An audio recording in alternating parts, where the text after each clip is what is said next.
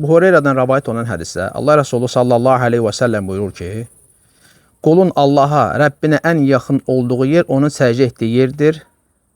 Ona görə duanı çoxaldın. Qulun Rəbbinə ən yaxın olduğu vaxt, məqam səcdə yeridir, səcdə etdiyi zamandır. Ona görə duanı çoxaldın. Əvvəla onu deyək ki, hədis İmam Müslim rivayet edib. Əvvəla deyək ki, namaz çox əzəmətli bir ibadətdir. İslamın dirəyidir, sütunlarındandır.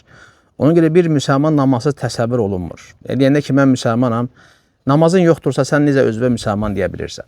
Çünki ən əzəmətli ibadətlərdən biri. Şəhadət kəlməsindən sonra ən əzəmətli sütundur, rükundur, üsullardandır, İslamın dayaqlarındandır. Yəni, namaz yoxdursa necə deyirsən, mən müsəlmanam, ağız dolu. Ona görə hər bir müsəlman gərək namaz qılsın, Allaha ibadət eləsin. Çünki ən əzəmətli ibadətdir. Həmçinin bax, namazda insan xuşulu olmalıdır, təvazökar olmalıdır. Çünki Rəbbinə doğru ibadət edir, Allaha ibadət edirsə, Allah da bəndəsindən nə xoş deyir. Hər bir ibadətdə təvazökarlığı, hər bir ibadətdə xuşulu olmağı sevir. Görürsən, hədisdə nə deyir? Deyir ki, qulun Rəbbinə ən yaxın olduğu yer, məqam nə vaxtdır? Onu səcdə etdiyi zaman. Nəyə görə bilirsiniz? Çünki səcdə etdiyi zaman alın və burun yerə dəyirmi? Bu nəyin əlamətidir? Zəlilliyin, təvazökarlığın əlaməti deyilmi? Bax, elə ona görə də duanın qəbul olmasına səbəbdir.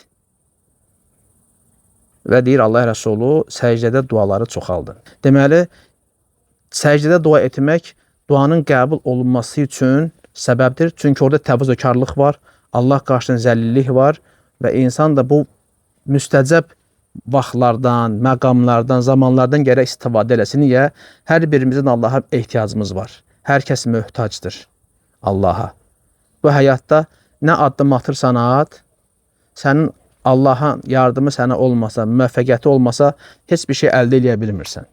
Həyatın hər bir anında elədir. İstər bu sənin ibadətlərindən bağlı olsun, istər sənin dünyavi işlərinlə bağlı olsun, Allahın hidayətinə ehtiyacın var, səni yönəltsin, səni müvəffəq eləsin. Və o müvəffəqiyyəti də əldə etmək üçün ən böyük səbəblərdən biri Allaha itaətdir. Onların təbii ki, başında namaz qılmaq durur. Gör, namaz qılmayan insanlar nə qədər şeylərdə məhrumdur, subhanallah. Allah hamd olsun. Namaz Allaha ən sevimli ibadətdir və qul da Allahı sevib ona itaət edərsə, gör nə qədər Allahın məhəbbətini qazanar. Sonra şikayət edirik ki, məsələn, həyatımız niyə çətindir, niyə xoşbəxt deyilik, niyə o qədər suallar gəlir ki, insan həyatı ilə bağlı. Deyir ki, səbəblərdən biri Allahdan uzaq düşməkdir. İnsan Allahdan uzaq düşəcəksə, təbii ki, Allah onu başlı-başdan buraxacaq. Öz nəfsinə buraxacaq, öz problemləri ilə başlı-başdan buraxar. Yəni, niyə də elə olmasın ki, hər kəs deyir ki, Allah rəhəmlidir, mərhəmətlidir, niyə yardım eləməsin? Biz onu başa düşür, təbii Allah rəhəmlidir. Rəhəmli olmasaydı, yer üzərində bir dənə kafir qalardı, qardaş. Yer üzərində bu qədər zalimlar var. Allah Taala'nın hər kəsə mərhəməti var. Hətta möhlət verir, gözləyir, bəlkə o zalim, o fasik qulu geri dönər. Lakin nəsə bir şey də baş verəndə özündən başqa heç kəsi qınama. Həmən demək ki, Allah məndən niyə üz döndərdi? Allah məni yaratmışdırsa, mənə niyə yardım eləmir? Və sən Allahın dini üçün nə etdin? Sən Allah üçün nə etdin? İnsan gərək sualı birinci özünə versin ki, yaxşı, sən əgər Allaha iman gətirdiyi deyirsənsə, sən Allah üçün nə təqdim eləmirsən? Allah üçün nədən keçmirsən? Ən böyük şey namaz görsə, namaz qılmır. Sonra deyir ki, problemlər və s. və ilaxır. Allahdan uzaq düşəndə Allah təbii ki, insanı o problemləri ilə də başlı-başına qoyacaq. Yenə buna baxmayaraq, Allah yenə mərhəmət göstərir. Kafirlərin, zalimlərin, fasiqlərin həyat tərzinə bax, necə yaşayırlar. Yenə Allah möhlət verir, hikmətindən də bilmirik niyə görə. Bəlkə əzabı daha şiddətli olsun deyə belə azğınlıq içərisində buraxıb və ya möhlət verir ki, canını alsan, bəla göndərsən, məhv olub gedəcək. Rəhmətindən bəlkə möhlət verir. Qardaş, indi Allah bilir hikmətini. Bunun əksi olan möminlər görsən necə gözəl, firavan həyat yaşayırlar. İman gətirmiş şəxs, inşallah qabaqda o haqda da oxuyub danışacağım, tələsdirmək istəmirəm. Hər bir halında Allahdan razıdır.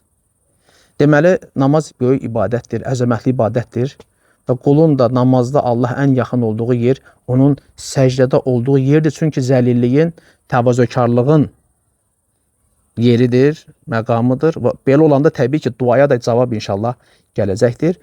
Rükû halında olanda da Allah Rəsulü nə buyurur sallallahu aleyhi ve sellem? Deyir ki, Allahı çoxlu əzəmətləndirin. Deməli, rükûdə Allah təzim edirsən, səcdələrdə də Allaha dua edirsən. Bəzi adamlar rükûdə də dua edir, deyir, xətadır. Rükûdə dua eləmirsən. Rükûdə varid olan zikirləri söylə, Allahı təriflə bağlı, Allah həmd etməklə bağlı. Amma səcdə yerinə çatanda inşallah ki, orada sən dua edirsən və müstəcəb bir yerdir, vaxtdır. İnsan gərək bu məqamlardan istifadə eləsin.